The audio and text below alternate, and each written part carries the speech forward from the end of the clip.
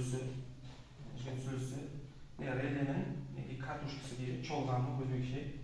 Сол катушкеге, обмоткеге питание келген убакытта бул катушкеде магнитный поле хасыл болуп, биздерден сердечник аркылуу якорду тартат. Сонун эсебинен тяга деген затыбыз бар.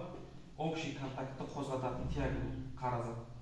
Общий контакт осы якордун козголуна карап, биздердин тягыбыз магнитный поле хасыл болду дейт, питание келди релеге, обмоткасына якорду тартты, тяга көтөрүлгөн эсебинен общий контактыбыз тиловойдон фронтовойго карай контакт берди, замкнутый болду.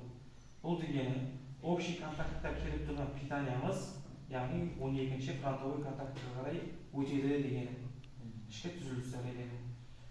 Енді біздерде бұл нейтральный реле болған үшін, бұның обмоткасына питание келген уақыт подток, питание кеткен уақыт бесток болады, себебі өзінің ауырлығымен якорь тастайды. Соның есебінен реле бесток болады. Бұл реленің ішкі түзілісі контакт ет. Бұл 1, 2, 3, 4 тройниклі реле. Бұл 4 сетті істете аламыз бұл релемен. Обмоткасына питание беріп 4 сетте қатынастыра аламыз. Бұл енемше 2 дегені. Енді біздерде енемше 1 деген реле бар. Оны артынан қараймыз, 8 тройниклі толық болады. Яғни 8 тройниклі толық болады. 8 сетте істете аламыз.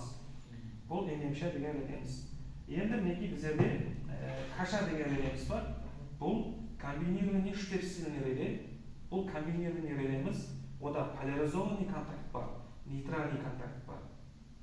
Соған қарап біздер керекли цепте поляризованный контактны істетеміз, керекли цепте нейтральный контактны істетеміз. Бұл комбинированный релеміздің қасиеті, обмоткасына питание келген кезде нейтральный обмоткалар подток тұрады контактлар, бірақ поляризованный контакт келген питанияның полярысына қарап істейді. Біз оның үшіне плюс, біріне минус берсек, прямой полярс, үшіне минус, біріне плюс берсек, обратный полярс. Қазір соны өзіміздің гибридемекіміз арқылы питанияны құрамыз. Біздер плюсімізді үшіне беріп аламыз кашаның, минусымызды біріне беріп аламыз. Енді қарап тұрсақ, вакт іске түсіргендерімізде біздердің релеміз, нейтральный обмоткамыз питания болғанлығы үшін подток, поляризованный обмоткамызге плюсовой магнитный поле келгенлігі үшін, үшіне плюс келген үшін прямой полярс. Прямой полярста. Енді біздер обмоткамен өзгертеміз. Яғни біздер үшіне плюсімізді, үшіне кеп тұрған плюсті біріне береміз. Біріндегі минусымызды үшіне береміз. Релеміз питание үзілгенімен полярсын сақлап қалады. Себебі ол полярс питание үзілгенімен өзін өзгертпейді. Обратный полярс келмеген өзгертіп тұра береді. Бізде обратный полярс береміз, уже полярсы обратный түсті, питание келіп тұрғанлығы үшін нейтральный обмотка подток.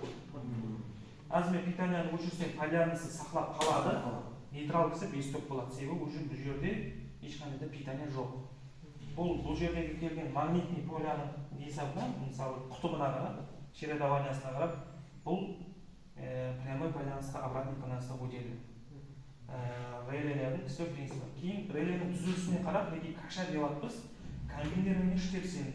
Мына жерде К-емші бар. Комбинированный малогабаритный штепсельный.